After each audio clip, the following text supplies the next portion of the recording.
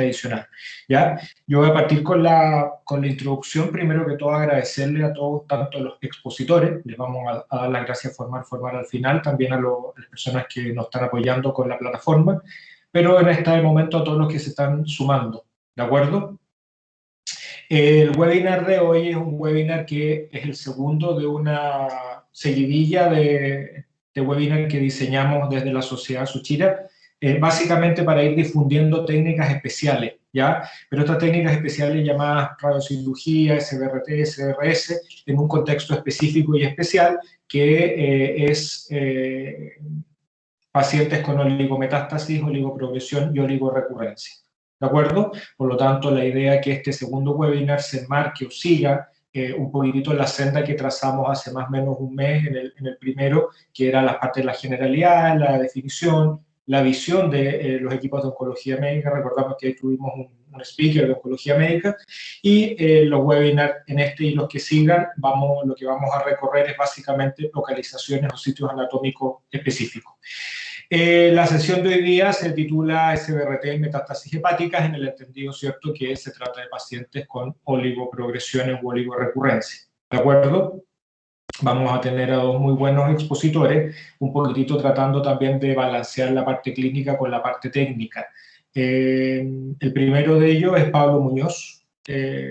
Pablo es médico de la Pontificia Universidad Católica, ahí él también hizo su residencia en radiooncología. Posteriormente se fue a formar al extranjero y completó un fellowship en oncología gastrointestinal de tórax y radioterapia de alta precisión. Eso lo hizo en la Universidad de Toronto. ¿De acuerdo? Actualmente trabaja en el Centro de Cáncer de la Universidad Católica y es profesor asistente también del Departamento de Hematología y Oncología de dicho centro de estudio. El tópico que nos va a hablar Pablo hoy día se titula resección y tratamientos locales en metástasis hepáticas. ¿Ya? Antes de darle el paso a Pablo, les voy a pedir dos cosas, o tres cosas en realidad. La primera va a ser que apaguen los micrófonos, tengan mucho cuidado con eso, porque la plataforma no es tan amistosa y se pueden generar problemas huecos. Por un tema de velocidad no es necesario que tengan las cámaras prendidas, obviamente el presentador sí. Y todas las consultas las vamos a dejar para que las manden por el chat o por WhatsApp, por donde quieran, para yo leerlas al final a los presentadores. ¿Listo? Adelante, Pablo. Muchas gracias, Roberto, por la bienvenida, y muchas gracias a la Sociedad Chilena de Radioterapia por invitarme a ser parte de este ciclo de charlas sobre técnicas de alta complejidad en el contexto de oligometástasis, y sobre todo muchas gracias a todos los auditores por conectarse, como decía Roberto, a hacer un tiempo, un día jueves por la tarde, después de una semana pesada de trabajo, así que también muchas gracias a ustedes por conectarse. La idea es que durante la sesión del día de hoy generemos algo de discusión, conversemos, que compartamos experiencias respecto a el tema de SBRT en metástasis hepáticas y mirarlo un poco como desde la forma más amplia. Y para eso nos complementaremos con una excelente presentación que viene a continuación de Felipe Lucic, donde nos contará más respecto de los detalles técnicos de este tratamiento. Este es mi conflicto de interés, que no es relevante para esta presentación. Como decía Roberto, antes de presentar solo algunas como cosas generales de housekeeping, van a estar disponibles estas presentaciones. Mantengan la cámara y el micrófono apagados, pueden hacer preguntas y comentarios a través del chat, y al final de las presentaciones vamos a recoger las preguntas, y la idea es que podamos compartir de esa forma y sacarle el máximo provecho a esta sesión. Y como objetivo vamos a describir la importancia del tratamiento de las metástasis hepáticas en general. Vamos a comparar las distintas modalidades de tratamiento para metástasis hepáticas, vamos a hablar el rol que cumple el SBRT en este contexto, y vamos a identificar brevemente algunos elementos a tomar en cuenta si es que estás pensando en algún momento en armar un programa de SBRT en hígado. Y para ello vamos a ir primero sobre algunas generalidades para discutir después sobre la cirugía como el tratamiento estándar en metástasis hepáticas. Vamos a recorrer algunas otras terapias ablativas, vamos a enfocarnos después en SBRT para finalizar con algunas conclusiones. Es importante destacar de que vamos a hablar sobre una técnica de alta complejidad en radioterapia, así como si en algún momento tú eres el jefe de tu servicio y estás pensando en montar un programa de braquiterapia intersticial ginecológica basado en resonancia, o estás pensando en montar un programa de total skin para micosis fungoide, estamos hablando de ese grado de alta complejidad en radiación. Y eso merece ser altamente como remarcado durante el contexto de lo que vamos a conversar, porque como vamos a ver más adelante, no solamente basta con tener la máquina, sino que sobre todo es el capital humano involucrado y todas las habilidades que se necesitan para poder finalmente armar esto. Estamos hablando también de un porcentaje menor de los tratamientos de un servicio de radioterapia. De hecho, en un servicio de radioterapia de alto volumen a nivel mundial, esto no pasa de ser en torno como al 3% de la demanda global de un servicio de radioterapia. Por lo tanto, convengamos en que estamos hablando sobre una técnica de nicho. No es esperable que todo radiooncólogo, tecnólogo o físico sepa detalles sobre esta técnica, ni tampoco es esperable que todo centro de radioterapia tenga una técnica de hígado. Como bien remarcaba Roberto en la reunión anterior, estos son el tipo de cosas que finalmente, por un asunto como de escalabilidad y costo-efectividad, potencialmente se tienden a concentrar, y así funciona básicamente en el mundo desarrollado, por lo que lo más importante para el radiooncólogo general debe ser tener nociones sobre el tema y conocer respecto de las indicaciones y algunos aspectos de la complejidad. El hígado es un sitio común de diseminación en cáncer y el modelo más estudiado por lejos es cáncer colorectal, en el cual hasta la mitad de los pacientes tendrán metástasis hepáticas durante su enfermedad e incluso el 20% de ellos tendrá enfermedad confinada al hígado. Y lo más importante acá es que, como bien conversábamos desde la sesión anterior, en la medida en que mejoran las terapias sistémicas, se hace más importante la capacidad de resolver la enfermedad focalizada, la enfermedad local, y en cáncer de colon, sobre todo en cáncer de colon, esto no es la excepción, porque en la medida en que mejoran las terapias sistémicas se hace más importante el control de la enfermedad intrahepática. Y esto es importante porque sistemáticamente el control local hepático ha sido se asocia a enfermedad, a aumento de la sobrevida global en pacientes sin enfermedad extrahepática e incluso en pacientes con enfermedad extrahepática limitada. Y recién estamos conociendo efectivamente el por qué es tan importante controlar el hígado. Recientemente el grupo de la Universidad de Michigan, llevando primero a cabo un metaanálisis y también explorando cohortes de pacientes con melanoma y cáncer de pulmón no células pequeñas tratados con inmunoterapia, descubrieron que efectivamente los pacientes con metástasis hepáticas, lo cual era una sospecha clínica de larga data, tienen mayor carga tumoral y peor pronóstico que aquellos pacientes que no tienen metástasis hepáticas en el contexto de inmunoterapia. Y lo que sí la llama la atención y es muy interesante es que en modelos preclínicos podemos constatar cómo la presencia de metástasis hepáticas altera el microambiente tumoral, produce una depresión de linfocitos T que está mediada por macrófagos y sobre todo esta depresión linfocitaria tiende a revertir en aquellos animales tratados con radioterapia al hígado, lo cual nos habla de que cuando nosotros conversamos sobre oligometástasis y conversamos sobre órganos a tratar en oligometástasis, tenemos que abrirnos a la idea de que eventualmente no todos los órganos importan por igual al momento de tratar o escoger un potencial blanco para tratar en combinación con radiación e inmunoterapia. Y esto pone sobre la alfombra este concepto como de que el hígado sería un potencial como sifón inmunológico, el cual ya había sido previamente postulado en el estudio preliminar de combinación de radiación e inmunoterapia del Anderson.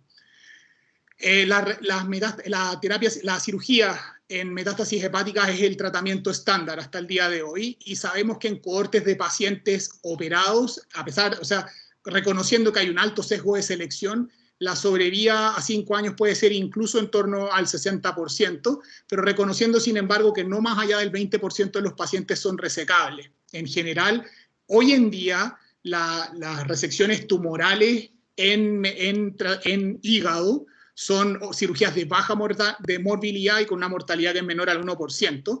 Y si bien muchas veces hablamos sobre lo que es técnicamente resecable, y vamos a encontrarnos de que a lo largo de lo que hablemos de otras terapias también, vamos a estar discutiendo lo que es técnicamente tratable. Ya se reconoce desde el mundo de la cirugía que la biología tumoral es lo que manda finalmente.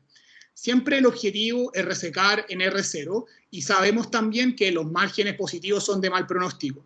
Si bien no sabemos si es porque los márgenes positivos representan a un tumor que no respondió a quimioterapia y por ende tiene una mala biología, o eventualmente el simple acto de que esté el margen positivo marca el pronóstico per se.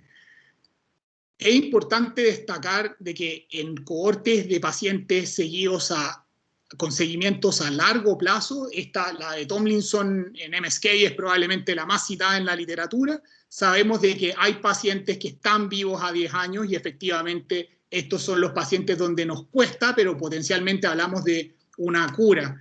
Y ya en ese entonces se reconocía en estos pacientes que viven en el largo plazo el puntaje riesgo clínico, el CRS, que efectivamente reconoce que en aquellos pacientes con cáncer de colon, metástasis hepáticas, que son resecados y, en el largo plazo, y viven en el largo plazo, sabemos de que un índice compuesto con la presencia de linfonodos al momento de resecar el tumor primario, el CEA, el intervalo de libre enfermedad, el número de metástasis y el tamaño de las metástasis a resecar, compone o nos habla de la biología de la enfermedad.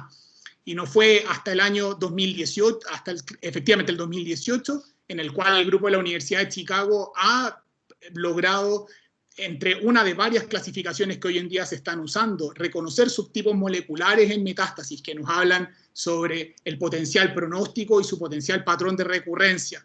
El grupo de la Universidad de Chicago, ocupando una cohorte de 4 centros y secuenciación basada en el Tumor Cancer Genome Atlas, efectivamente ha logrado descomponer en a lo menos 3 grupos moleculares que se asocian a distinto pronóstico, lo cual habla de distinta expresión génica y eventualmente de un potencial para poder personalizar terapia en metástasis, por lo menos en metástasis hepáticas de cáncer colorectal.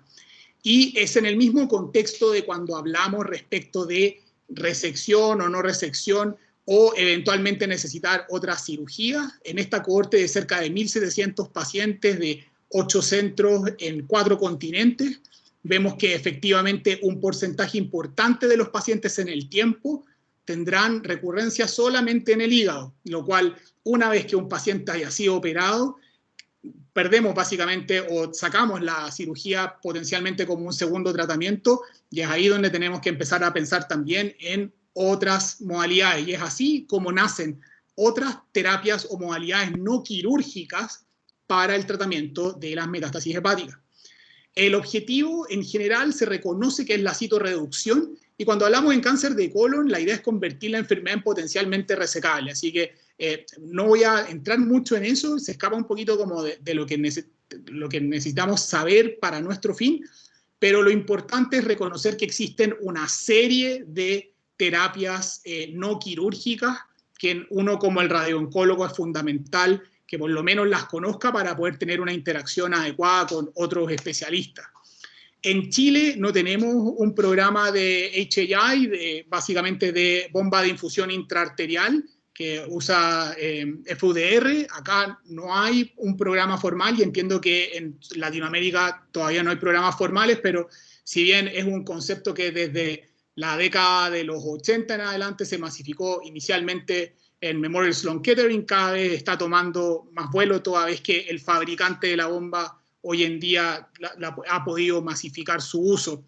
Es una terapia de difícil implementación que lo que busca es entregar quimioterapia intraarterial y que la verdad su implementación es bastante compleja y requiere de un equipo multidisciplinario que es muy difícil de encontrar, ya que todos los miembros tienen que tener como alto entrenamiento. Tiene distintos roles según situaciones clínicas. Sabemos de que donde ha sido más ocupada es tanto en metástasis irresecables como en conversión a resecabilidad, pero tampoco hay datos frente a frente contra terapia sistémica convencional, por lo cual sigue siendo más bien una terapia de nicho, y les puede pasar ocasionalmente que conozcan a algún paciente que haya tenido tratamiento en el extranjero y eventualmente llegue a ustedes, lo conozcan y haya tenido terapia con HAI. Lo otro es la ablación térmica, conocida también como radiofrecuencia, cuando se usa por destrucción por calor, o ablación por microondas, cuyo fundamento físico es obtener necrosis coagulativa. Y es la terapia de elección en general cuando hablamos de, acá la regla de los 3 es bastante conveniente, cuando hablamos de 3 o menos lesiones, de 3 centímetros o menos, y es distante a algunos órganos a riesgo.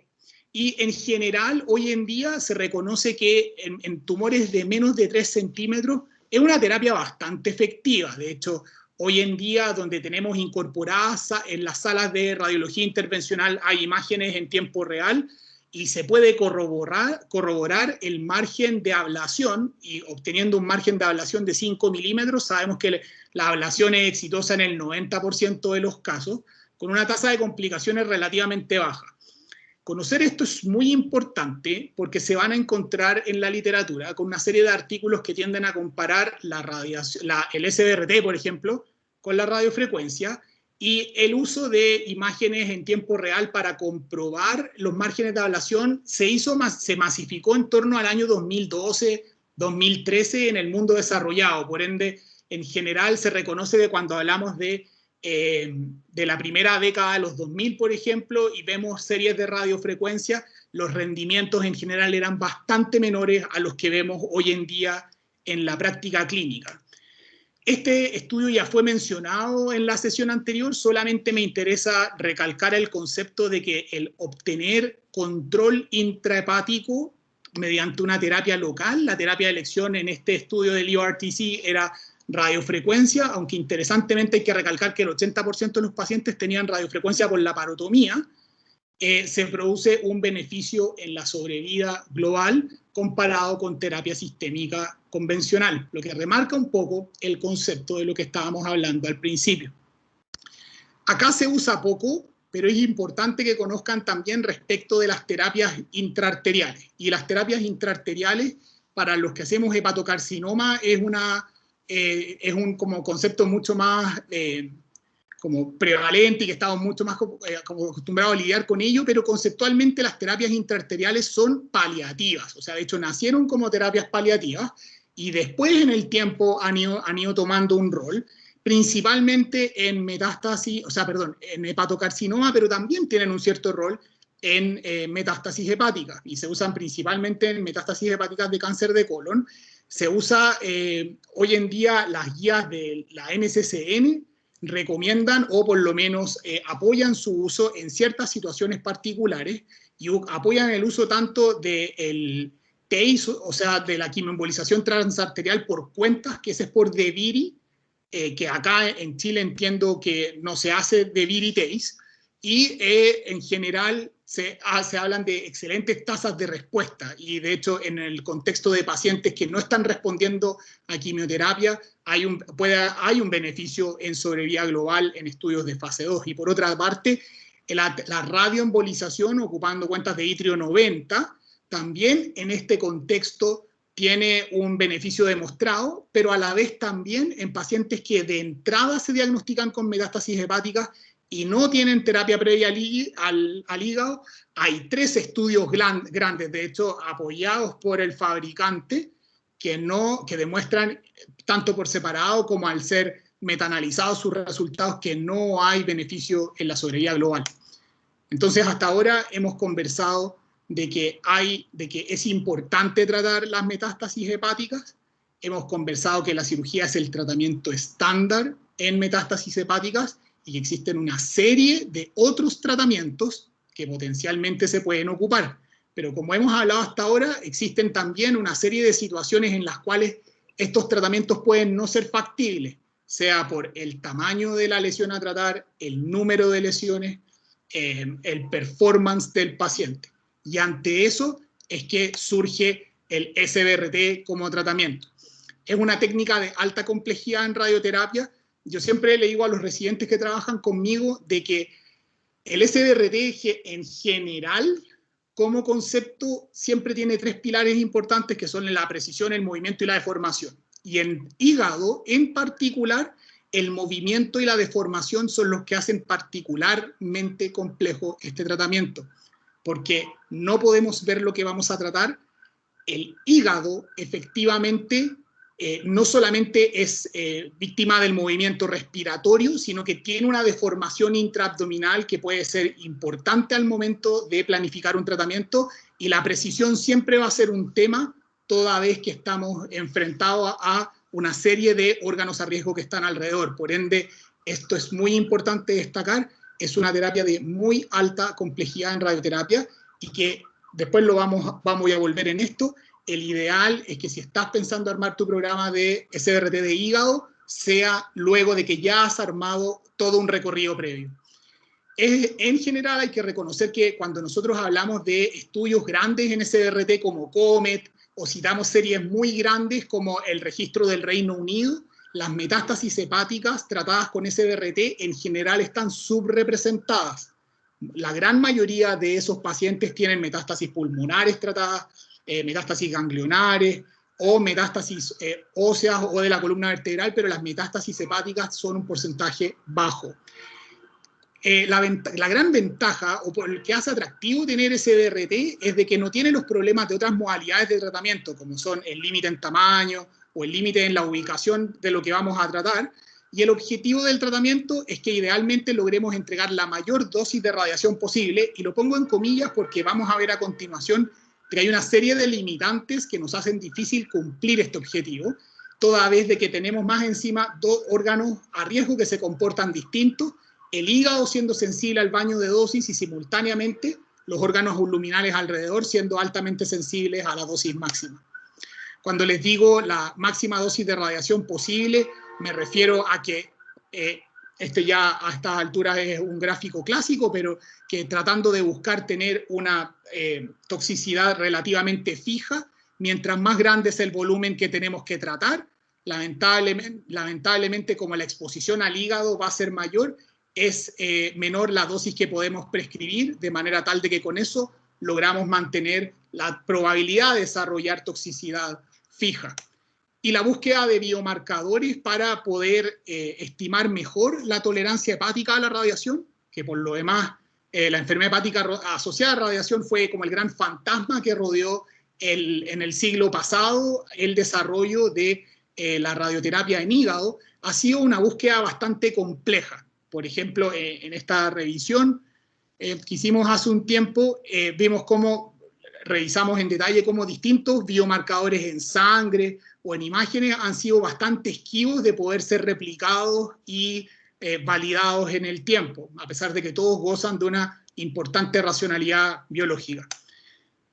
Pero a pesar de tener en cuenta todos estos desafíos y complejidades, efectivamente ya tenemos seguimiento a largo plazo de una serie de estudios en fase 1 y en fase 2 tratando metástasis, predominantemente metástasis de cáncer colorectal en distintos lugares del mundo, ocupando distintas técnicas, y lo que sí llama la atención es la importante relación que tiene el fraccionamiento y particularmente la dosis biológica equivalente con el control local, que fluctúa entre el 50 y el 95% en estos estudios prospectivos, con una tasa de toxicidad relativamente baja, ¿ya? Como pueden ver, es bastante fluctuante los fraccionamientos y eso en gran parte guarda relación con el tipo de pacientes que se seleccionaban para ser parte de estos estudios.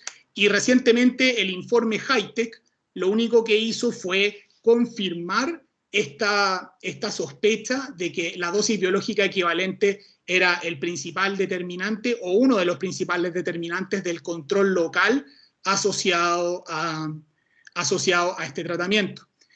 Como pueden ver acá en el gráfico de la izquierda, las metástasis, o sea, metástasis de múltiples tumores primarios separadas en una dosis biológica equivalente bajo y sobre 100, y pueden ver la enorme diferencia que hay en términos del control local.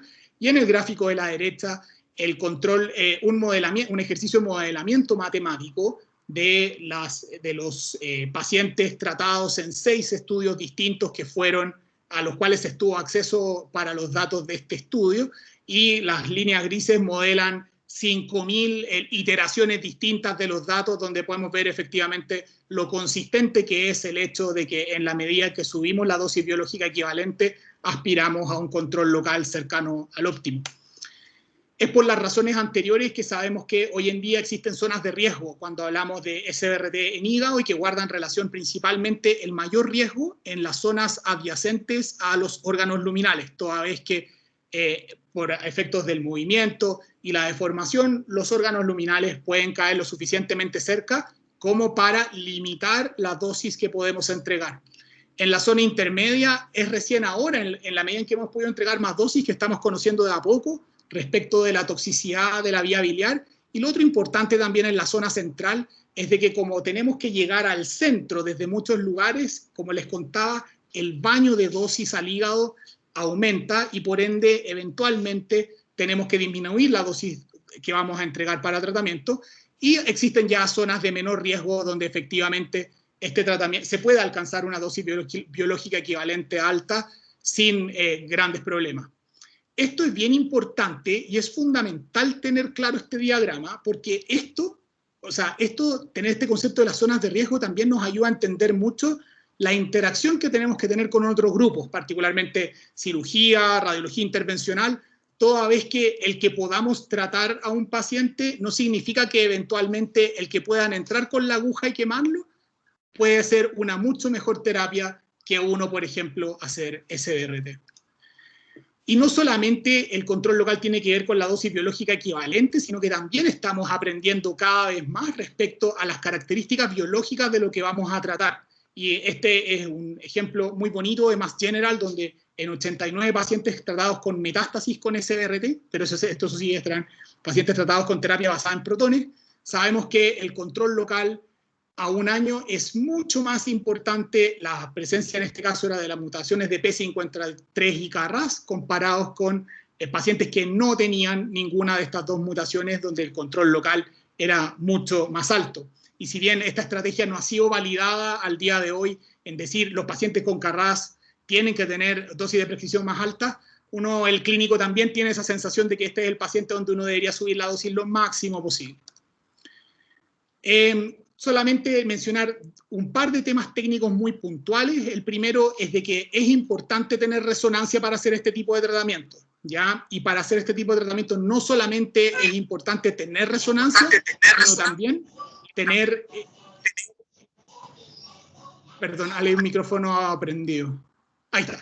Es importante tener no solamente resonancia disponible, sino también tener experiencia en fusión, y particularmente reconociendo de que pueden haber discrepancias en la fusión, sea la fusión asociada a las vértebras como la fusión asociada al hígado, y particularmente en esto a la región de interés, por lo cual es sumamente importante tener experiencia con ambos puntos.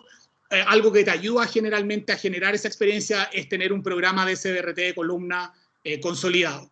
Lo segundo es de que, como hablábamos, la cuantificación del movimiento respiratorio intrafraccional y también interfraccional es importante. Sabemos que los pacientes tienden a distribuirse básicamente en una distribución normal. Estas magnitudes tienden a distribuirse en una distribución normal, sin embargo, sabemos que pueden haber outliers también y tenemos que tener la capacidad de detectar eso. Entonces, si tu flujo de trabajo está basado en respiración libre o compresión abdominal, tienes que tener una manera de corroborar esto.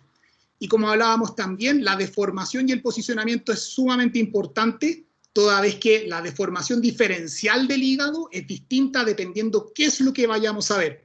Por ende, tus dosimetristas y tu personal de máquina, y tú como el radiooncólogo, es fundamental que tengas contemplado y que sepas que existen distintas situaciones clínicas que pueden demandar distintos tipos de modificaciones o incluso de replanificación.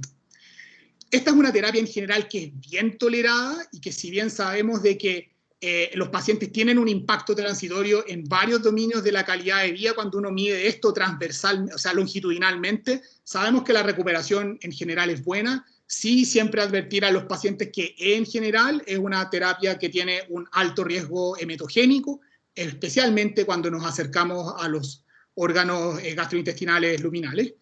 Y también remarcar que es importante que en la reunión anterior en algún momento se habló sobre el seguimiento de estos pacientes. Es fundamental recalcar el hecho de que el seguimiento de estos pacientes, las imágenes son críticas y tu equipo de radiólogos tiene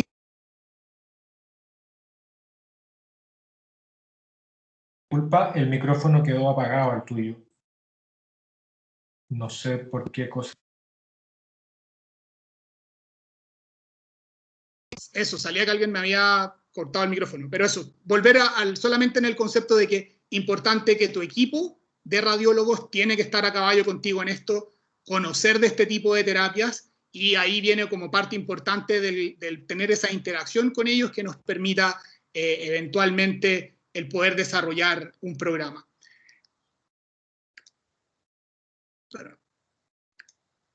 Ahí está. Existen una serie de polos de desarrollo, o sea, esta es un área de tremendo desarrollo, ¿ya? Es súper importante, y lo que sí es, y si uno tuviera que conversar sobre el desarrollo de la técnica en el largo plazo, lo primero es diseminar conocimiento, y eso probablemente es responsabilidad de todos los radiooncólogos en general, que somos partícipes de distintos comités oncológicos. Lo segundo es, ¿cómo se llama esto? También recalcar de que como es una terapia de alta complejidad y una terapia de nicho, como hablábamos al principio, no es necesario que, o sea, y tampoco es razonable que todo centro tenga la capacidad de poder montar la técnica finalmente, pero sí de generar instrumentos y generar vías de poder tener derivación oportuna. Es importante señalar de que la tecnología y los biomarcadores son un tremendo nicho de crecimiento, tanto para poder subir la dosis, que es lo que uno naturalmente quiere hacer, como también para poder adaptar tratamiento e incluso tratar localizaciones de alto riesgo. Entonces, eso es, por eso es fundamental saber que este es un nicho que, o sea, es un polo importante de crecimiento, pero donde sí está muy marcado el hecho de que la tecnología y los biomarcadores van a ser fundamentales para poder desarrollar, o sea, o continuar el desarrollo de la técnica en los próximos años. Un buen programa SBRT de hígado, o si eventualmente has considerado en algún momento armar un programa SBRT de hígado, lo primero que te diría, o lo más importante, es que un buen programa de SBRT de hígado es multidisciplinario. Entonces, el programa de SBRT de hígado tiene que estar basado en una conversación armónica y razonable entre una serie de especialistas involucrados, como oncología médica, cirugía hepatobiliar, radiología intervencional o radiología diagnóstica, toda vez que incluso esto puede ser concebido como una terapia competitiva. Entonces, ahí existe harto como de política y también de conocer la potencial demanda, de conocer si eventualmente tu equipo comulga con lo que nosotros estamos planteando en esta presentación, por ejemplo. Hay gente que trabaja con radiólogos intervencionales que te podrían decir, no, yo trato lesiones hasta 5 centímetros, y ahí es donde empieza un poquito esta cosa como de poder hacer nacer de a poco un programa como una iniciativa que tiene que venir muy del principio.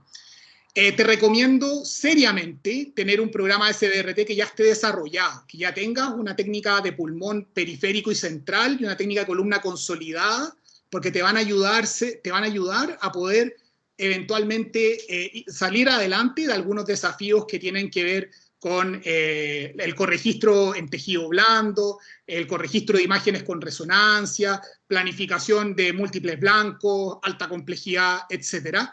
Es fundamental el entrenamiento de todo el equipo involucrado. O sea, uno como el radiooncólogo saber hacerlo no basta, uno como el físico saber hacerlo no basta.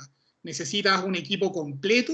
Lamentablemente, los cursos que ofrecen los vendors con las máquinas generalmente no son cursos muy completos. Ahí es donde existe una serie de iniciativas de la UICC, de un Estro Mobility Grant o alguna otra cosa que permita entrenar a un equipo completo, que eso es la clave. Necesitas, por supuesto, después de todo lo que acabamos de conversar en términos de capital humano, necesitas la infraestructura, que es fundamental, y tienes que definir tu flujo de trabajo. Eso es crítico. Y finalmente tienes que tener una estrategia de desarrollo, o sea, tienes que saber qué es lo que quieres hacer y para dónde lo quieres llevar.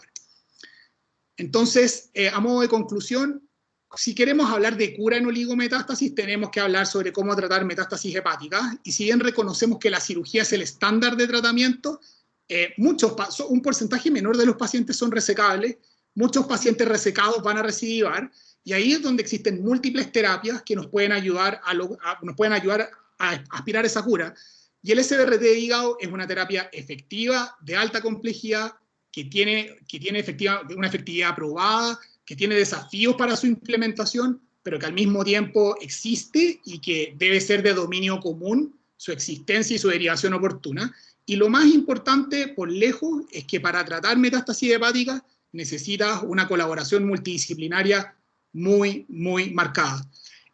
Solamente testimonio de lo mismo es de que el programa de SBRT de hígado nuestro en la universidad es posible solamente gracias a la tremenda ayuda de un montón de gente que está involucrada, desde mis colegas en el servicio de radioterapia, nuestros dosimetristas, físicos, la enfermera que trabaja conmigo, múltiples especialistas e incluso un equipo de gente que trabaja en otras facultades, como la Facultad de Ingeniería y la Facultad de Física, que han ayudado a darle apoyo a esta iniciativa y han hecho que pueda seguir creciendo en el tiempo, que también ha hecho que podamos crecer en financiamiento de investigación y que hoy en día ya estemos postulando a fondos extramurales fuertes.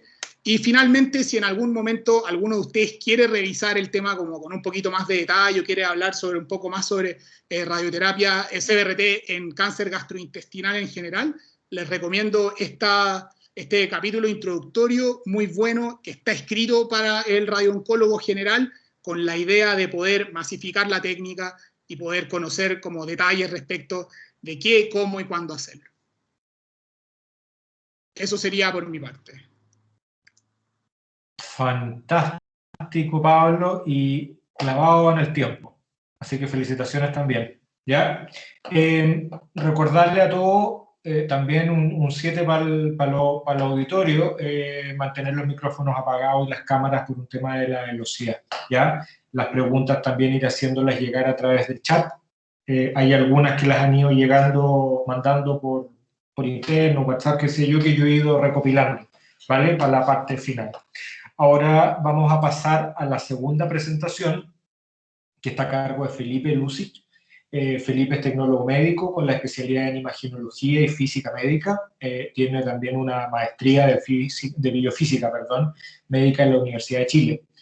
Él ha contribuido con su trabajo en varios centros, pero destacando el Centro de Radioterapia de la Clínica Alemana y actualmente la Fundación Arturo López Pérez, donde se desempeña en las áreas de BIMAT, tomoterapia, ciber y braquiterapia, todas técnicas complejas. ¿Ya?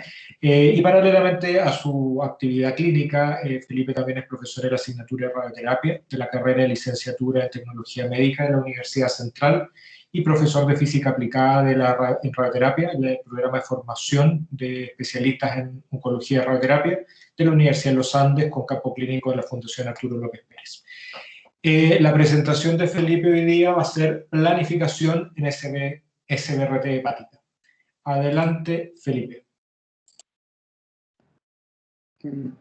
Muchas gracias por la presentación, Roberto. Vamos a ver, a ponernos dentro del tema. ¿Se ve bien? ¿Ok? ¿Sí? Aún no se ve. ¿No? Ah, perdón. Te ves tú, pero no estás compartiendo Sí. pantalla, Felipe. Sí, al tiro, sí. Hay algo que no hice.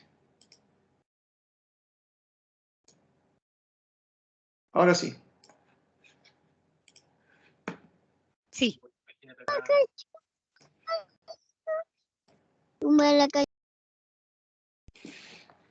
Bueno. Si la pones en modo presentación, Felipe, ideal. Modo de presentación. Claro, porque ahí estamos viendo el compartido de pantalla. Ya. ¿Y cómo hago eso? Con el cuadradito abajo a la izquierda, abajo a la derecha a la izquierda. Justo al lado de la lupa donde cambian los tamaños. Ya.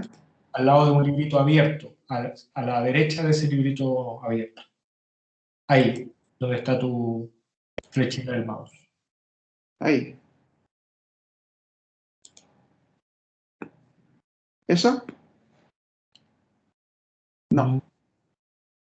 Bueno, vamos a intentar entonces mostrarlo así, no me van a ver la cara, así que no se van a perder mucho. Felipe, a veces funciona compartir la pantalla, abrir el modo presentación y luego compartir la pantalla. Ya, voy a salirme de aquí y voy a volver a entrar, ¿ya? Descomparte. Oh, sí. Ya.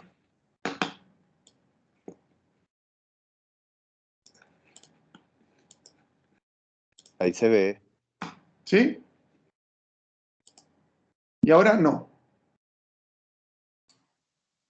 ¿Se ve? ¿No? Si gustas, comparto yo. No, a ver, si no. Ok. Deja de compartir la pantalla, Felipe, pones la presentación en modo presentación grande para que la podamos ver mejor y ahí vuelve a compartir. Eso como sugerencia. Ya, ok. Entonces, vamos a descompartir.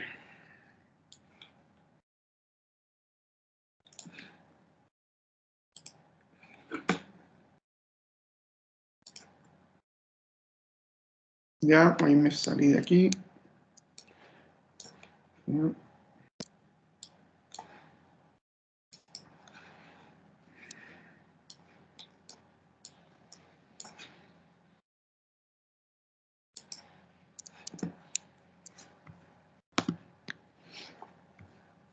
Aquí.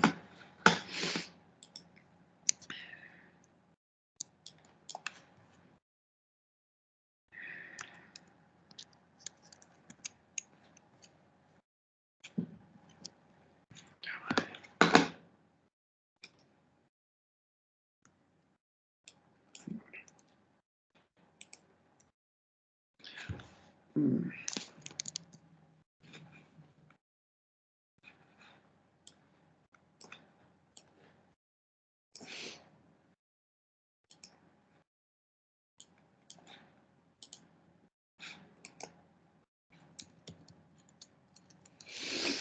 Ya.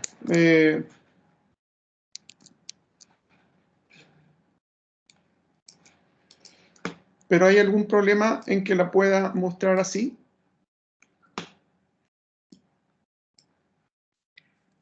Presentando.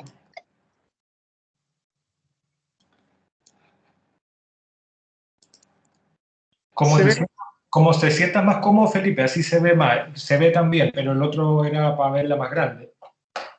¿Y ahora se ve más grande? No. Ah, ya caché lo que está pasando. Perdón. Tranqui.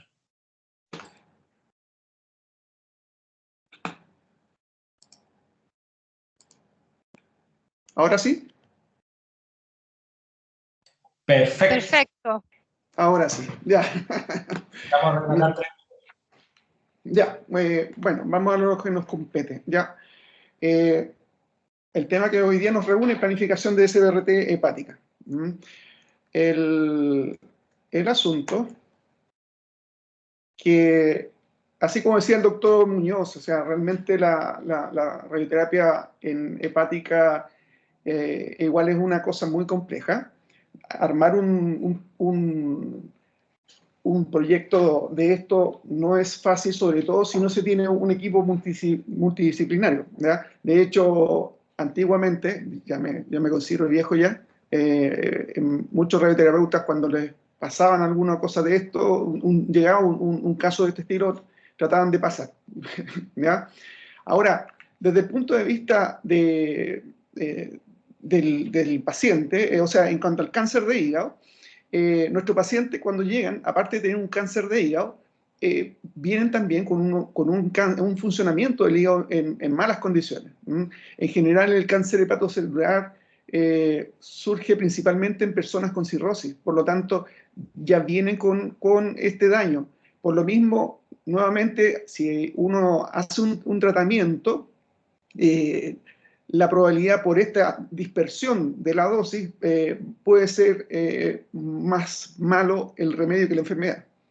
Entonces, incluso con pacientes que vienen con ya con neoplasias malignas secundarias, por ejemplo, el cáncer de colon metastásico y sin cirrosis, a menudo presentan un deterioro en su función con otros tratamientos previos.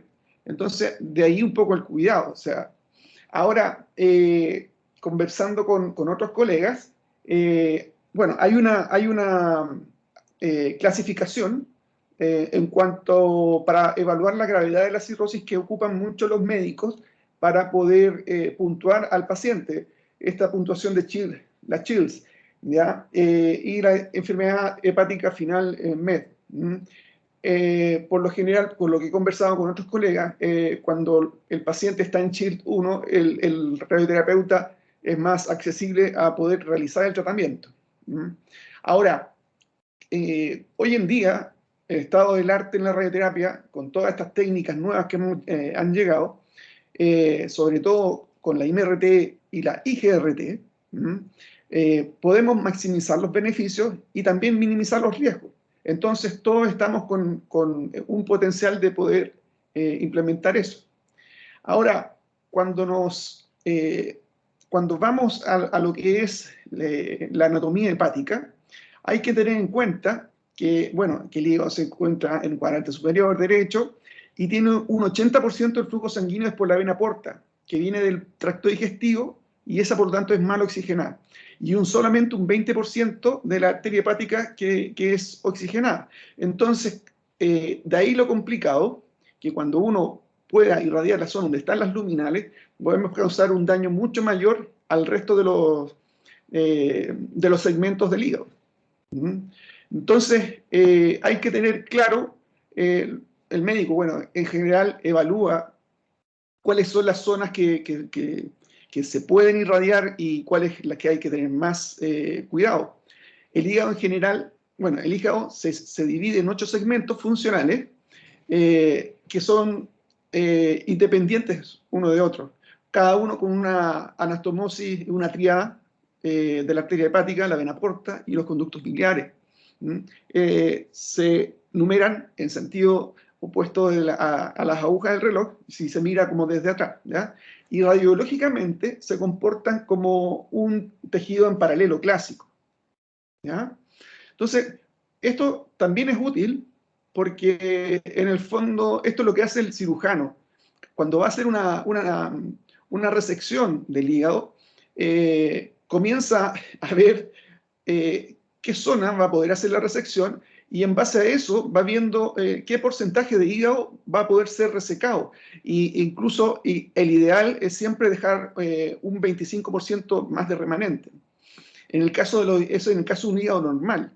Pero en un hígado cirrótico, vamos de un 40 a un 60% solamente puede ser resecado y hay que dejar un porcentaje mucho mayor, ¿ya?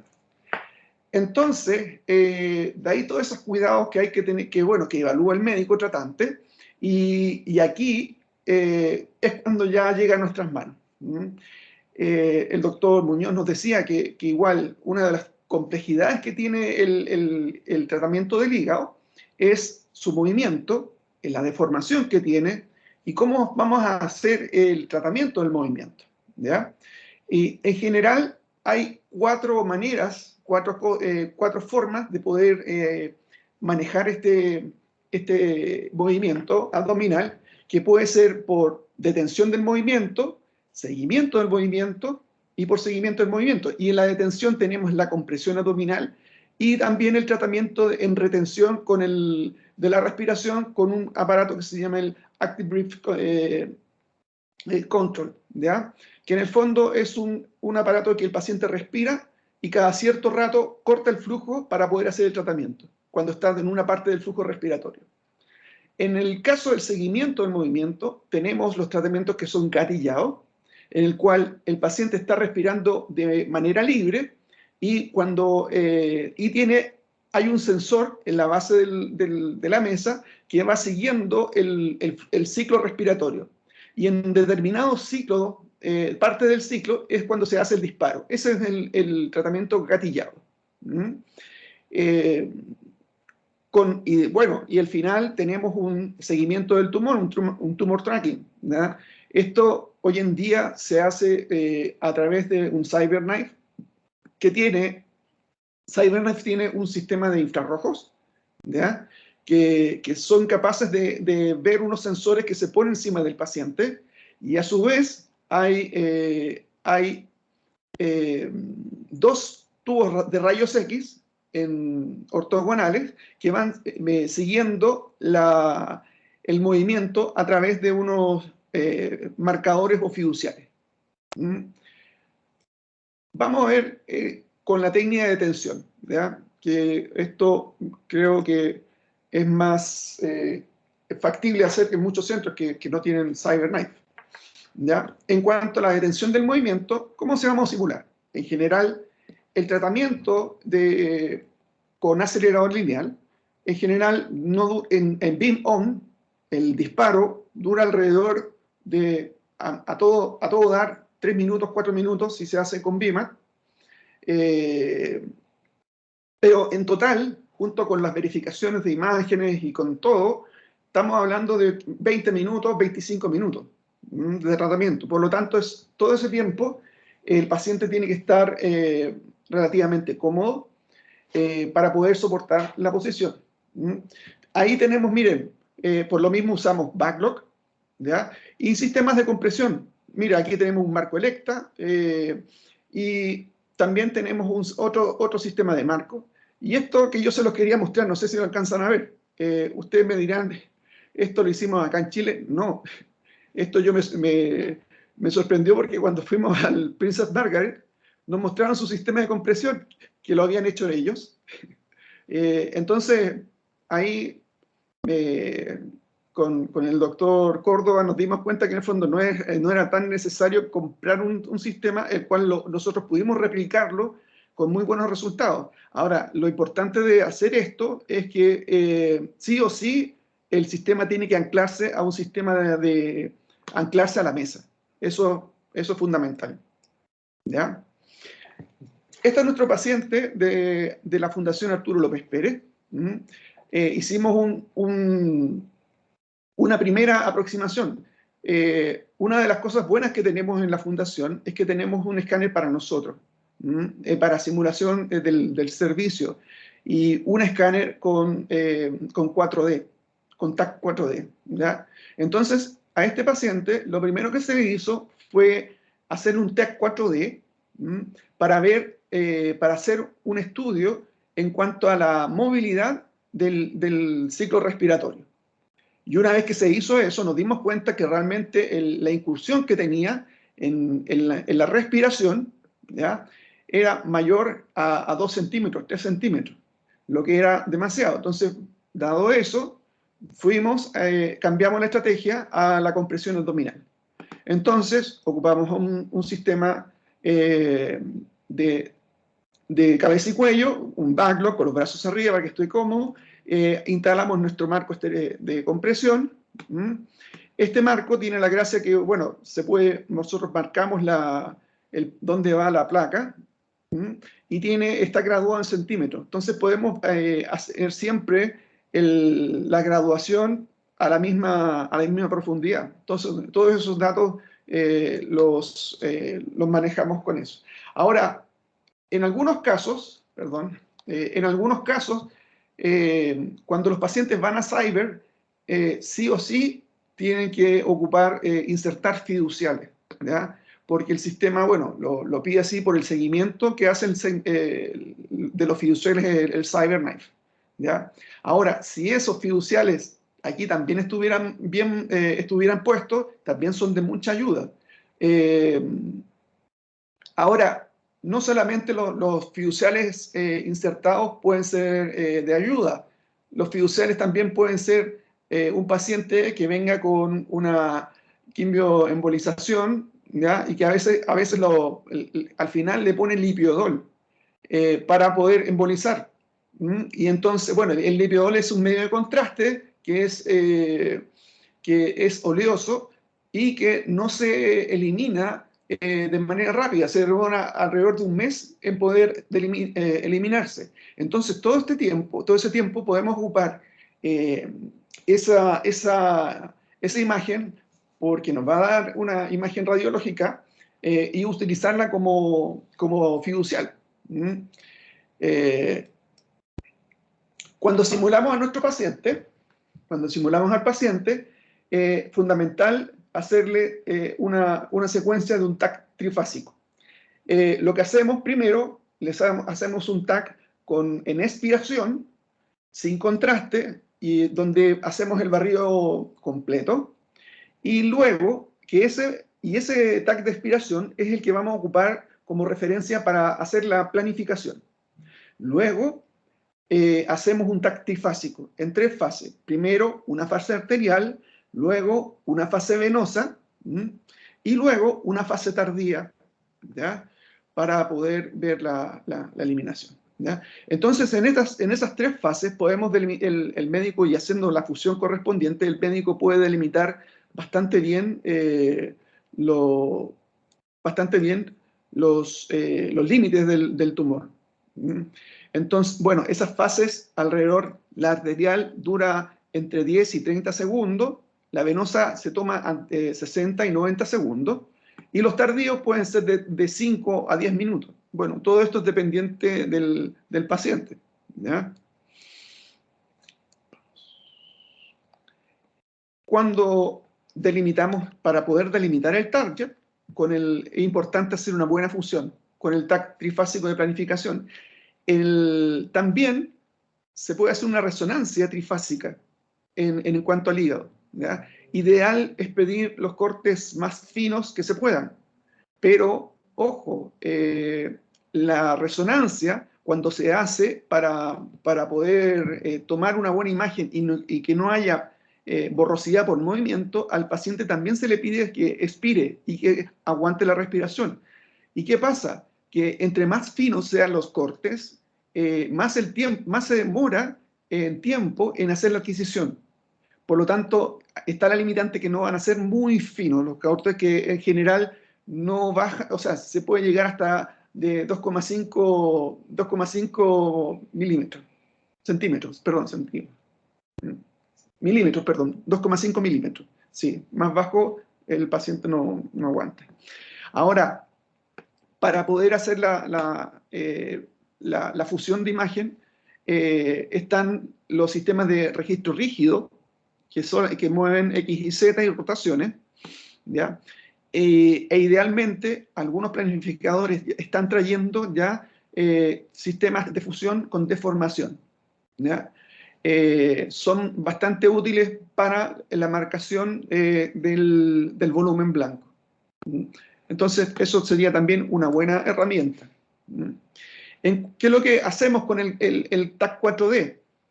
A continuación, es definir básicamente el ITB. El ITB, bueno, es el movimiento, los movimientos fisiológicos que tiene nuestro volumen blanco por la respiración, no sé, llena de vejiga, gases, qué sé yo. Entonces, ¿qué va a pasar? ¿Qué pasa hoy en día? Hoy en día, en un principio, los escáneres eran bastante lentos en hacer la adquisición de las imágenes, ¿ya? Entonces se demoraban alrededor de un minuto, en un minuto alcanzaban a hacer 5 cortes, 10 cortes, pero en la medida que hemos ido avanzando, cada vez los escáneres son mucho más rápidos. Entonces, en un barrido que demora alrededor de 2 o 3 segundos, realmente lo que nos pasa es que tenemos una instantánea del volumen que nosotros estamos escaneando. Entonces no tenemos una visión de su movimiento en el tiempo. Entonces, ¿qué es lo que hace? Para eso llegó nuestro TAC 4D, ¿ya? El TAC 4D lo que hace es hacer un escaneo muy lento, donde va adquiriendo una serie de imágenes en distintas fases del ciclo respiratorio. El equipo tiene un sensor del ciclo respiratorio, y en base a eso, luego uno hace el escáner lento y uno puede pedirle que haga reconstrucciones en distintos tiempos de la curva de respiración. Puede ser en 0, 20, 80 o al 100%. Entonces ahí vamos a poder tener una buena imagen y podemos hacer una integración del volumen blanco para poder marcar el CTB, nuestro ITB, ¿ya? Lo que se hace es marcar el CTB en las distintas fases, y al unir los tres CTB, eso vamos a tener el ITB correspondiente al paciente. Hay algunos algunos centros que no tienen el TAC 4D.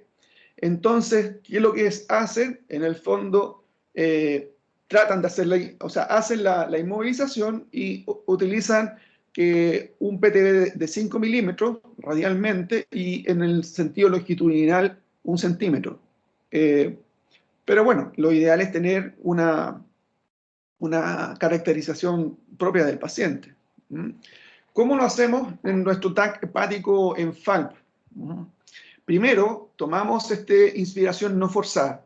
Ese va a ser nuestro TAC de simulación para hacer la dosimetría. Inspiración no forzada, y en la expiración, este es el que nos usamos para dosimetría. La expiración no forzada, sin contraste, es el que usamos para dosimetría. Después hacemos el TAC 4D y hacemos una reconstrucción en la fase del 20% y el 80% de la curva del ciclo respiratorio. Y también, al final, hacemos un TAC de expiración trifásico. El TAC de expiración trifásico se hace en una fase de expiración para poder hacer la fusión y marcar el volumen blanco en la misma secuencia con el de TAC de simulación. Esta es una tabla de constraints que utilizamos acá en el centro. Bueno, están los luminales, que tienen en realidad dosis límites fijas, dosis máxima. Y aquí, bueno, lo que dice en cuanto al cuidado de la dosis del hígado. Hacemos una resta del hígado menos el GTB, y esto tiene que tener una dosis media de 15 Gray. Y hay que evaluar si es que realmente cumplimos con un volumen de los 15 Gray que sea menor a que por lo menos con 15 Gray que el 700 cc. Si es que está cerca de la pared torácica, ver si está en la cúpula diafragmática, también contorneamos los pulmones, el canal medular. Hacemos también evaluación puntual del PTB, la dosis media, dosis máxima, los índices de conformidad, la dosis a 2 centímetros, y también tenemos la isodosis del R50, que en el fondo lo que nos muestra cuánto estamos esparciendo la dosis en el paciente. En cuanto al VIMAT, fíjense, les quería mostrar, no sé si alcanzan a mirar, aquí hay una flecha. En esta flecha se ve la placa en el cual está la compresión, y ahí está la compresión. Lo que hacemos también es contornearlo de todas maneras, porque lo contorneamos porque si no está contorneado, el planificador no lo va a tomar en cuenta como una estructura, y esto, como es más denso, igual puede hacer un efecto de bolus, y si es que pasamos por ahí. Entonces, ahora, en general, una de las recomendaciones es que si está la placa metida cerca, es tratar de no meterse con el haz por ese lado. ¿Ya?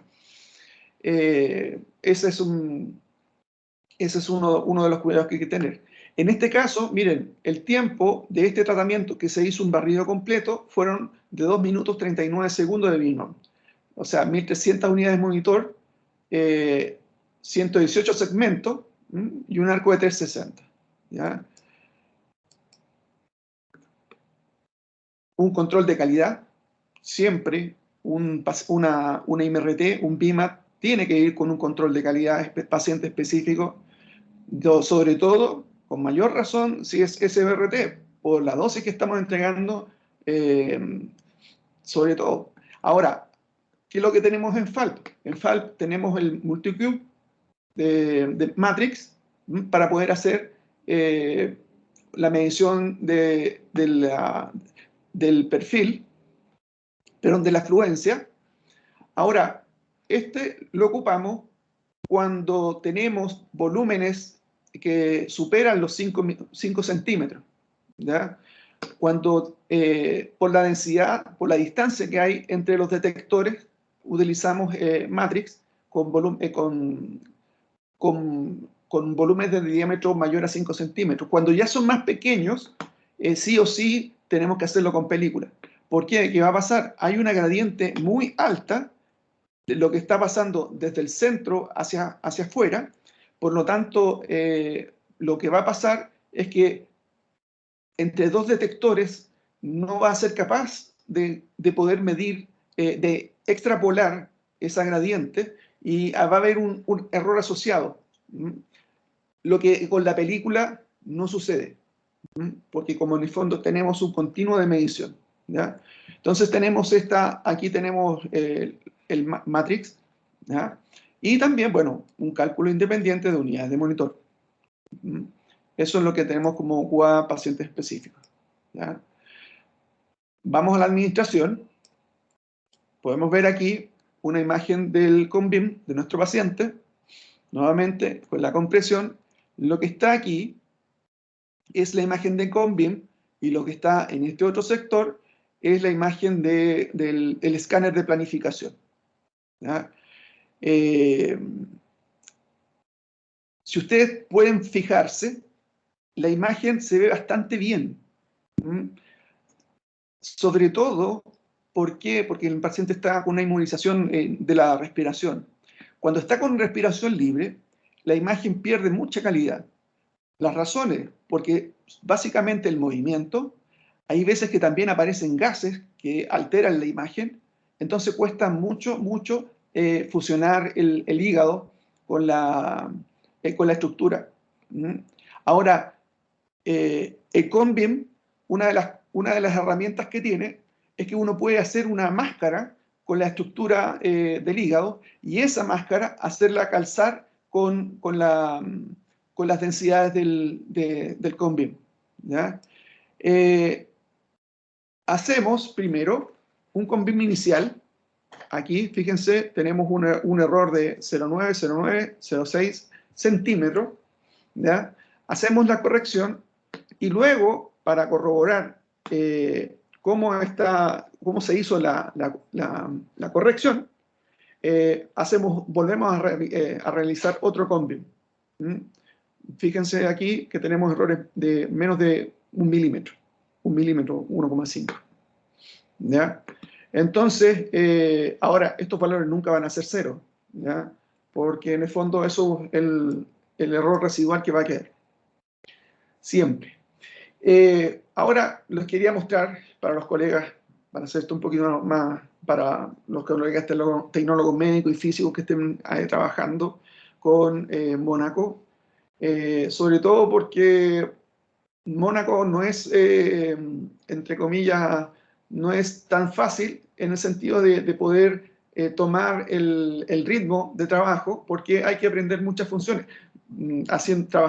Hicimos unas presentaciones con Alejandra Cuadra, que él trabaja con el sistema de ARIA, de Eclipse, y realmente cuando yo hice mi presentación me dijo que realmente para poder utilizar el planificador había que ir a hacer un curso a la NASA. Pero bueno. Felipe, estamos a 2 minutos del término del tiempo. Ya, voy a pasar con esto, ¿ya? Yo les quería mostrar esto primero que nada. Fíjense, aquí tenemos dos funciones, ya, dos planes de tratamiento.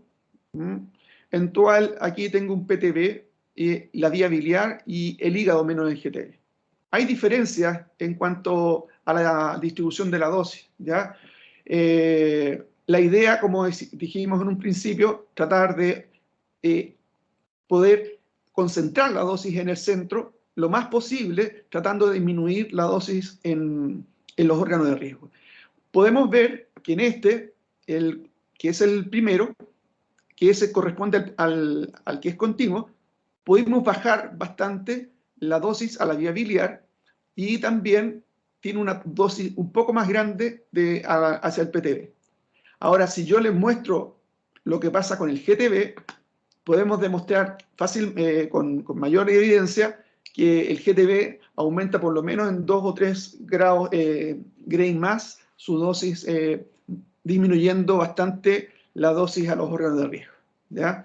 Entonces, eso es un poco de poder hacer un tratamiento. Primero, no es una cuestión de prescripción, sino que es básicamente hablar sobre la técnica. Entonces, cuando pensamos sobre CBRT, pensamos al tiro de dosis ablativa. Entonces, el dosimetrista nos pregunta, ¿cómo lo quieres? Cocido medio 3/4. ¿Ya? Una dosis ablativa es, primero, ojalá tener una buena cobertura dentro del GTB y tener la mayor dosis posible en el centro, ¿ya? El problema que tenemos con los planificadores es que en el fondo los algoritmos de los planificadores han sido optimizados para obtener en general dosis uniforme, homogénea. Entonces, lo que tenemos que hacer es forzar al planificador para que él pueda hacer esta heterogeneidad. Angulaciones, podemos ocupar arcos completos, ¿ya? O también podemos ocupar arcos parciales, dependiendo de un poco de la situación. Ideal es poner el isocentro al medio del tumor, ¿ya? Al medio del PTB. La razón es porque si hay alguna rotación, y sobre todo si el PTB es una esfera, si hay cualquier clase de rotación, esto no va a afectar a la entrega del PTB. Otro detalle, esto me lo voy a pasar, es aquí el incremento. Nosotros hemos visto que, fíjense en esta imagen que está acá, esto se hizo con un incremento de 10 y este otro se hizo con un incremento de 30. ¿Ya? Cuando nosotros usamos un incremento bajo, fíjense que las láminas no se meten hacia el PTB, como en este caso, que es la medida que estamos usando. Esto es bastante útil, sobre todo para evitar el efecto del interplay, porque hay que acordarse que nuestro volumen blanco, el GTB, se está moviendo dentro y lo que queremos nosotros es irradiarlo en todo momento, ¿ya? Que no haya... Entonces, por lo mismo, ocupamos un incremento bajo. ¿Qué es lo que es el incremento? En el fondo es cómo vamos a separar los pedacitos del haz a través de cómo se va haciendo el giro. En este caso, le decimos, mira, esto tiene que ser 10 grados, y en este intervalo, él va a hacer la optimización para poder tener esta distribución. ¿Ya? Bueno, el razonamiento del funcionario de costo. ¿Cómo lo hacemos para poder decirle? Primero, lo que hacemos es ponerle el GTB con una dosis mayor. Si aquí le estamos prescribiendo 40, ideal es 42, 43 Gray al GTB, que es una estructura que está adentro. ¿Ya? Y a continuación, bueno, poner las estructuras de riesgo. En este caso, pusimos la vía biliar con una dosis que en el fondo ojalá que no pasara de los 40 Gray y que no, o sea, que va en conjunto con la dosis prescrita, pero que ojalá que cuando hiciéramos la optimización no hubieran puntos calientes dentro de la vía biliar. ¿Ya? Eso se logra con esta función y diciéndole, mira, optimicen todos los voxeles. Y con eso, y luego a continuación, esto es fundamental, optimizar al paciente. En el paciente usamos 3 cuadráticas en el cual que le vamos diciendo, mira, acá quiero los 40 Gray, aquí quiero 30 Gray a 3 milímetros y aquí quiero 20 Gray a 8 milímetros. ¿Para qué? Para que vaya haciendo el gradiente. Entonces eso es lo que le fuerza. Y después agregó un serial que le decimos, mira, a 1,5 centímetros queremos que hayan 9,5 Gray. Hay una función especial con Formality que también ayuda a comprimir más la isodosis hacia el PTB. Ahora, esto es un detalle. Vean aquí, hay unas crucecitas y acá hay un peso. Entonces, y esto aquí que es lo que nosotros solicitamos al planificador. Esta tiene un sistema de optimización restringido, ¿ya? En el cual primero optimiza el PTB y luego optimiza los OARTs. Ahora, los OARTs, cada vez que va optimizando, van a competir con el PTB. Entonces, cada vez que, si yo exijo que baje mucho la restricción a 1 ARS, voy a empezar a perder cobertura. ¿Ya? El ideal es que, y esto me lo va indicando los números de ponderación, o las crucecitas que estoy viendo aquí. Entre más crucecitas tengo, mayor ponderación va a tener, y eso va a afectar con mayor razón a la cobertura del PTB. Entonces, es importante que estos ARS, que en el fondo, que la optimización de estas funciones, en el fondo, trabajen. ¿Ya? Es súper importante que no lleguen en 0,1, porque cuando no trabajan, quedan en 0,1. ¿Ya? Entonces, cuando no pasa eso, lo que hay que hacer es comenzar a apretar, bajar el valor para que en el fondo haga su trabajo y esto realmente pueda comprimirse. La línea blanca que están aquí, en el fondo aquí tenemos que ir terminando, entonces te pediría que pasemos a las conclusiones, si es que Ya. ¿Ya? Gracias. Bueno. Los índices de evaluación, perdón, usamos los mismos índices de evaluación que para pulmón. Con Cyber, bueno, tenemos el sistema de gatillado, el Synchrony, donde podemos tener las dos vistas, ¿ya? Aquí sí o sí tenemos que tener los fiduciales, ¿ya? Los fiduciales sí tienen que tener, es importante que tengan una geometría que está muy, muy bien predeterminada. Si no, le cuesta al equipo tener el seguimiento, ¿ya? El paciente, miren, está de cúbito dorsal, ¿no? Y casi todos los ángulos entran por una esfera que está por delante, por lo tanto, y el tratamiento, como dura alrededor de 1 hora, dependiendo si tiene un buen ciclo respiratorio, por lo mismo tiene que estar de una forma más cómoda, ¿ya? Se hacen también los trifásicos para poder hacer las funciones, ¿ya? Contouring de las estructuras, las evaluaciones dosimétricas, ¿ya? Y las evaluaciones cualitativas, ¿ya? Acá tenemos el posicionamiento. No sé si alcanzan a ver aquí están las radiografías ortogonales y aquí se le indica al equipo cuáles son los fiduciales para que los cuales tiene que seguir. Y eso lo tenemos que ir, el equipo lo va cotejando con el ciclo respiratorio. Entonces, a medida que va moviéndose en el ciclo respiratorio, el equipo va a poder siguiendo. Ahora, se demora 1 hora cuando el paciente realmente respira relativamente bien, como esto. Pero el problema es que muchos pacientes no tienen una respiración como constante y eso hace que uno se retrase mucho más, ¿ya? Esto es un poquito la idea. Este es el chaleco, ¿ya? Los marcadores reflectantes. El sistema infrarrojo que va a ir sensando la curva respiratoria, ¿ya? Y el sistema de imágenes que va a tomar las radiografías para poder hacer el seguimiento de los fiduciales que va a ser haciendo la retroalimentación hacia el equipo. ¿Ok? Bueno, muchas gracias por nuestro giveaway. Mi agradecimiento de todas maneras al doctor Russo, a Justo Pérez, Betsabe y sobre todo a Alejandro Cuadra también de IAM. Y bueno, ¿y qué más? Pues, a mi familia que me soporta durante todos estos días que prepare todo esto. Eso, muchas gracias.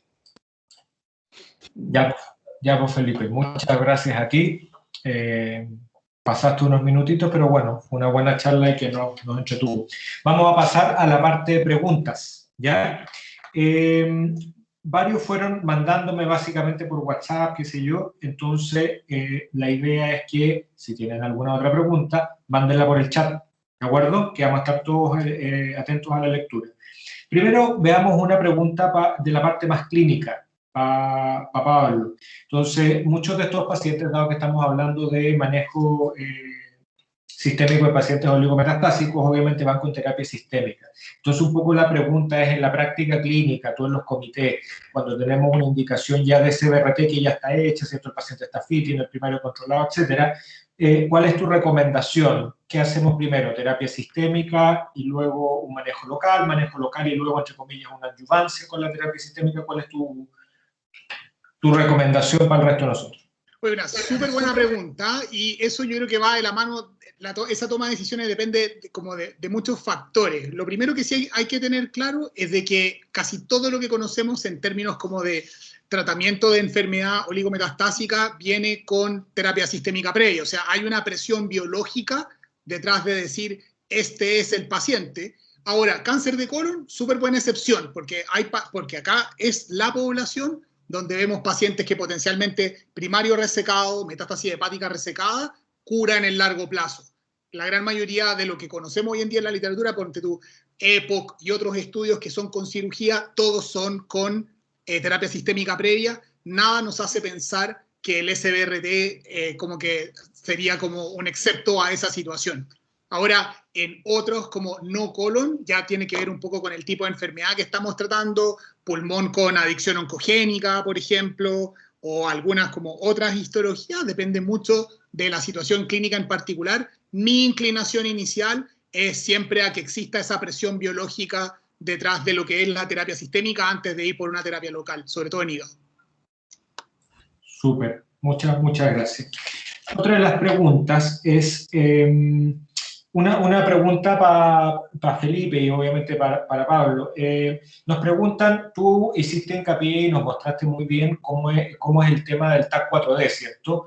Mostraste los deltas, ¿cierto? Cómo lo hacemos, incluso diste en la institución de la FAL dos opciones, ¿cierto? La compresión versus el TAC 4D. Pero una de las preguntas que nos llega es, ¿qué pasa si yo no tengo el TAC 4D ni la forma de compresión?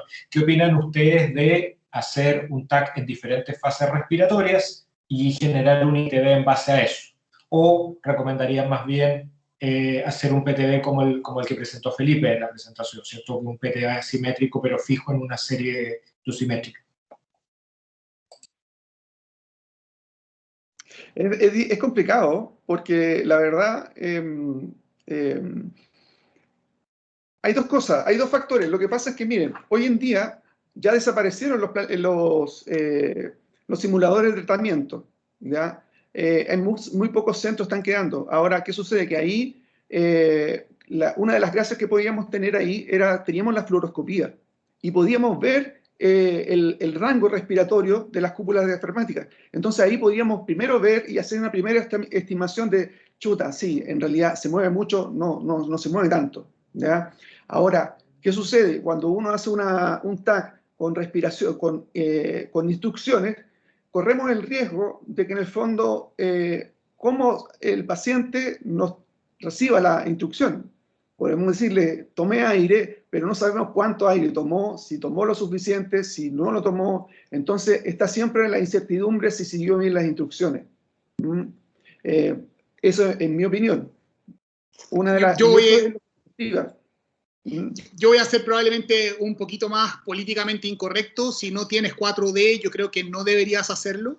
Y principalmente, como les mostraba en una de las últimas diapositivas, el delta que puede haber en términos de movimiento respiratorio interfraccional es alto, e incluso intrafraccional, y nunca va a ser suficiente en términos de que puedas medir esa magnitud, ¿ya? Entonces, desde ese punto de vista, es muy importante, porque acá se conjugan dos factores.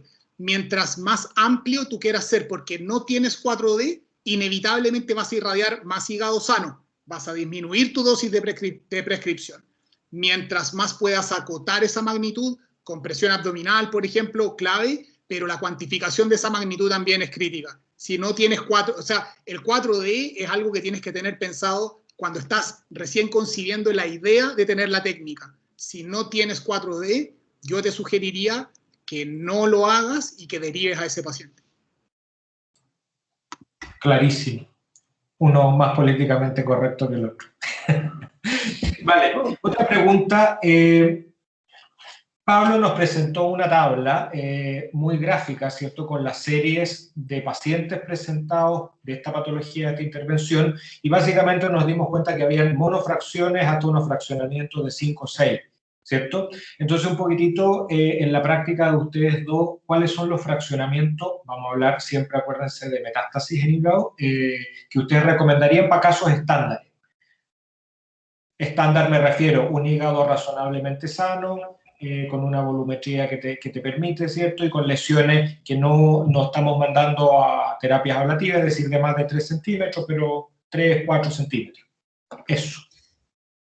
Alejados y ahí podría separarlo, si nos ayudas, Pablo, alejados de órganos huecos, como tú mostraste, y cercanos, digamos.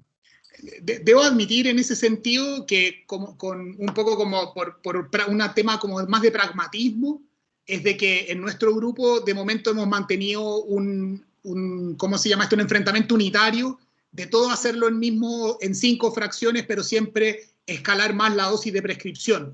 Toda vez que estoy absolutamente de acuerdo de que hoy en día hay una serie de facilidades que nos permiten hacer 3 fracciones en forma segura. UT Southwestern publicó a principios de año su fase 1 de monofracción también con excelentes resultados. Es más bien, yo creo todavía que soy un poco víctima de mi pragmatismo, pero es una cosa que estoy considerando en todo momento, de que tenemos que empezar a ser más adaptativos del fraccionamiento en relación a que nos alejamos a la zona de alto riesgo. Vale. Otra pregunta que tengo acá es, el manejo en general y específicamente después en particular los constraints que utilizan son lo mismo para lesiones hepáticas, metastásicas, varían de acuerdo a ciertas histologías y respecto a los HCC, es decir, lesiones primarias en hígado. ¿Cómo manejan esas diferencias? En cuanto a constraint de manera específica. No sé si queréis contestar tú, Felipe, primero. Bueno, la verdad, bueno, hay una diferencia entre las dosis para hepatocarcinoma y para metástasis. Ahora, los constraints para órganos de riesgo básicamente son los mismos, pero dependiendo de la dosis entregada, fundamentalmente nos preocupamos del volumen del hígado sano. La única salvedad que yo hago en mi práctica clínica es que en metástasis soy un poquito más arriesgado en relación a la dosis media del hígado sano, y también empujo más al límite los órganos luminales, sobre todo en situaciones que son metástasis única, como que aspiráis a lo máximo para el control, probablemente empujo más al límite, pero salvo eso también en la base es conceptualmente lo mismo. De acuerdo. De acuerdo. Y ambos pasaron bastante razonablemente profunda en los programas de implementación, ¿cierto? En un servicio. Y específicamente ahí, a juicio de ustedes, ¿cuáles deberían ser los estándares para programar una curva razonable de aprendizaje, ¿cierto? Tanto para los clínicos que prescriban, que controlen la toxicidad morbilidad, contornen, como para los equipos de dosimetría y física que hagan toda la parte de dosimetría, Felipe, y cálculo. Ustedes, como los cirujanos publican muy bien sus curvas de aprendizaje, ¿cierto? Entonces uno, por mucho que tenga el TAC4 de ella o uno al año, probablemente los resultados que no voy a tener, ¿cierto?, no son los mismos que si hago 4 al mes. Entonces, un poquitito, ¿cómo describirían ustedes y cuáles serían los requisitos en cuanto a pacientes tratados que ustedes recomendarían o sugerirían? Pacientes tratados.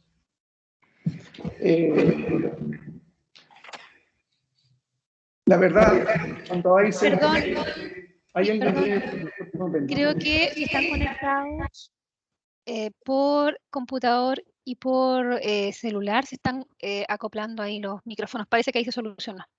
¿Ahora sí? Sí. Ya. En cuanto a la curva de aprendizaje, bueno, nosotros aquí en FAL partimos haciendo pulmón. Entonces eso ya nos ayudó bastante a lo que fue manejo del movimiento respiratorio, el marcaje del volumen, y eso fue como el puntapié inicial para poder llegar a lo que son los pacientes de hígado. La verdad, también hay que ser claro, como lo dijo el doctor Muñoz, o sea, igual si no existe un equipo completo de no solamente radioterapeuta, sino también un equipo de apoyo que vea al paciente posterior al tratamiento, es fundamental. Por lo mismo, la cantidad de pacientes de hígado que llegan al centro no son, entre comillas, muchos, pensándolo al año. Sobre todo por eso, básicamente, porque en el fondo es un riesgo irradiar a un paciente que eventualmente después se pueda complicar y no tener este equipo de apoyo que pueda ver al paciente. ¿Ya? Eso en cuanto a lo que fue nuestra experiencia ahora. Ahora, en cuanto a la curva de experiencia, yo creo que es súper positivo. Primero, partir con un pulmón. Y ya cuando uno lo tiene bien dominado, en cuanto bien protocolizado, con todas las cosas bien escritas, quién tiene que hacer qué cosa y qué otra cosa, cómo ser los criterios a seguir, podemos hacer el salto al hígado. Creo que lo que acaba de mencionar Felipe es súper importante en cuanto a que primero ten tu programa de CBRT armado completo, o sea, consolídate en pulmón periférico, consolídate en pulmón central, ten un programa de columna, y ahí cuando ya hayas tenido la exposición a esos desafíos de formación, movimiento respiratorio, con registro de tejido blando, recién ahí ve un poco lo de hígado. Desde el punto de vista clínico, estima tu demanda, eso es súper importante, porque mientras más potente sea radiología intervencional y cirugía hepatobiliar en tu centro, es menos probable que tengas cancha para crecer en ese sentido. Por otra parte, si tu centro no tiene un gran volumen de HCC, por ejemplo, es muy poco lo que vas a poder hacer. Entonces, de esa parte es súper importante que estimes cuánto crees que vas a tratar y si vale la pena invertir en 4D, resonancia, para recién ahí montar tu técnica. Nosotros en la actualidad, por lo menos, mantenemos nuestro perfil de volumen creo, lo estuve mirando hace un par de semanas, nuestro perfil de volumen se mantiene entre 3 a 7 pacientes mensuales, pero a costa de que en gran parte la práctica de nosotros se comporta un poco atípica, toda vez que tenemos un volumen muy grande de hepatocarcinoma y de hepatólogos que creen en el SBRT. O sea, hay como un trabajo político muy clave en que parte de nuestros hepatólogos se entrenaron en Norteamérica, entonces con eso nos ayudó mucho a que crean en el SBRT como terapia. La mayoría de los hepatólogos que se entrenan en Europa ni siquiera conocen qué es el SBRT. Entonces, por eso, estima bien cuánto crees que vas a tratar.